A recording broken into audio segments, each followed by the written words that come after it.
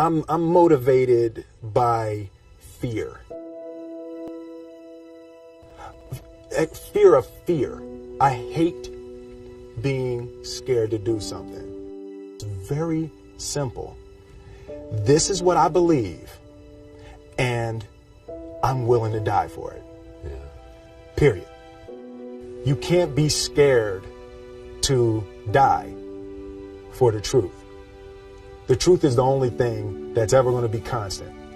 And you can't fear what might happen to you if you were to tell the truth.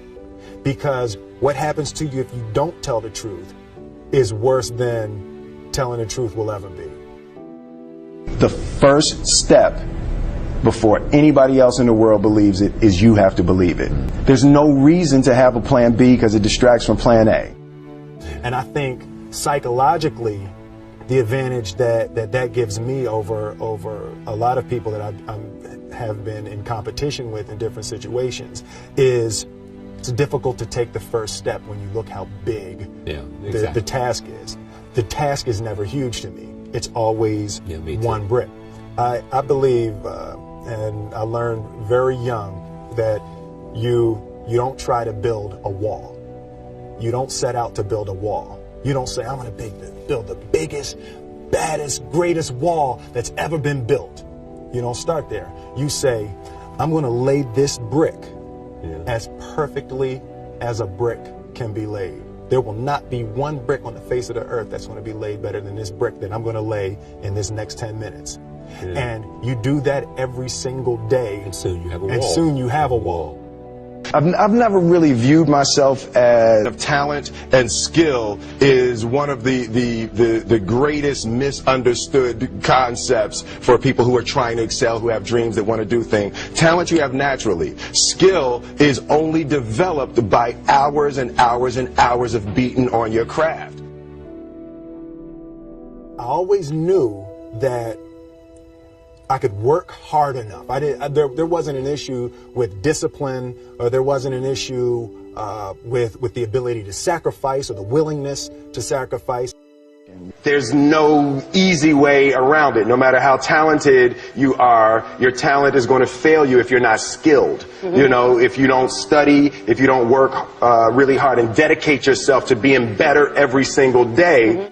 This one year, my father had his shop, and he decided for whatever reason that he wanted a new wall on the front of his shop. So he tore down probably about 16 feet high and probably about 30 feet long. He just completely tore the wall down, and my brother and I had to dig a 6-foot hole. We for the foundation. For the foundation. Right. We would mix in the concrete by hand. A year and a half. We were building this wall for a year and a half. Every day after school, we would come and mixing concrete, putting it in the hole, doing it. And it was just myself and my little brother. And I remember standing back, looking at that wall saying, there's going to be a hole here forever. A year and a half later, we laid the final brick. And my father stood back with my brother and I know he planned this. He says he didn't, but I know he had been planning this and writing this for his for the past 2 years. But we stood back, we looked at the wall, and he looked at me and my brother and said, "Don't y'all never tell me that you can't do something," and walked into the shop. As a child, my parents always told me you could be whatever you want to be, you could do whatever you want to do. And you know, that office, that position, the highest office on the face of the earth, it was something I heard my parents saying it, but I didn't totally believe it. Yet I went out in the world and I carried myself and I held my head high and I stood there and I looked people in their eyes and I talked to people as if I was deserving of everything that this planet has to offer. I really want to say to children out there and to people who are watching, Confucius said one time, he who says he can and he who says he can't are both usually right.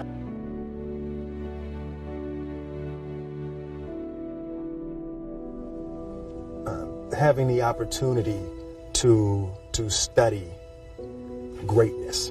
Anytime you have that opportunity, There are certain intricacies that will make clear who you are. It becomes that much more clear who you are. The definition of who I am is very clear to me, and it also redefines who I want to be, in that I know for a fact that I'm stronger than I thought I was. You know, you can't help but ask yourself the question, what would I do if I was in Muhammad Ali's shoes? I'm not the best at anything. You know what I mean? Eddie Murphy is funnier than I'll ever be. Denzel is more powerful than I'll ever be. I think that my strength is I can do everything well. You know, I can do a little bit of everything, and that's what I concentrate on to be my strength. I'll never be able to compete with Denzel. I enjoy connecting with people and ideas, and you know, I have a mission statement. So every year for probably the past 10 years, I've worked out a mission statement for myself. And for the last few years, the mission statement has stayed the same, and it's been improve lives, right? So when I go into something, I'm looking for how the quality of this piece could potentially improve lives. But it's all along the way. It's when you make the movie and how you're interacting with people in the process. And the concept of improving lives runs through the center of everything I do. And then I realized that the way to improve lives is to continually improve yourself, right? So with that, every morning when I get out of the bed, I haven't fixed everything in the world yet, so there's always something to do.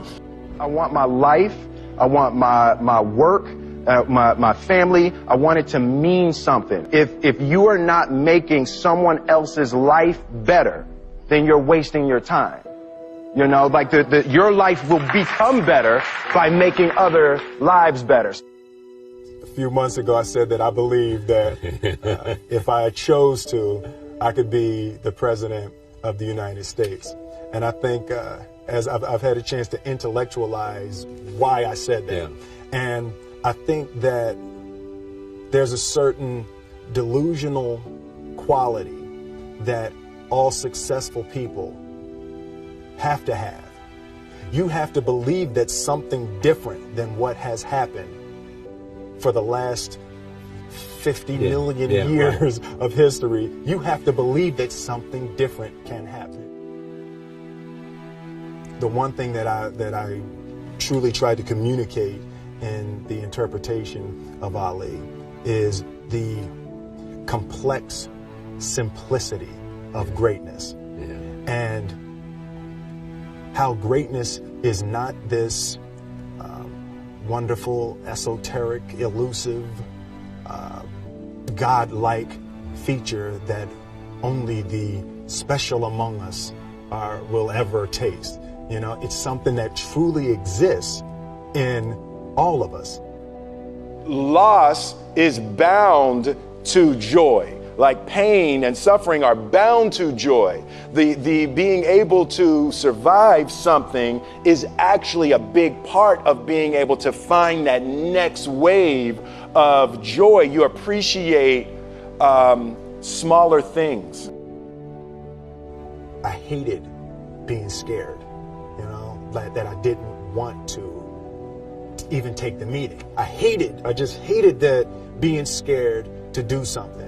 And I think what developed in my early days was the attitude that I started attacking things that I was scared of.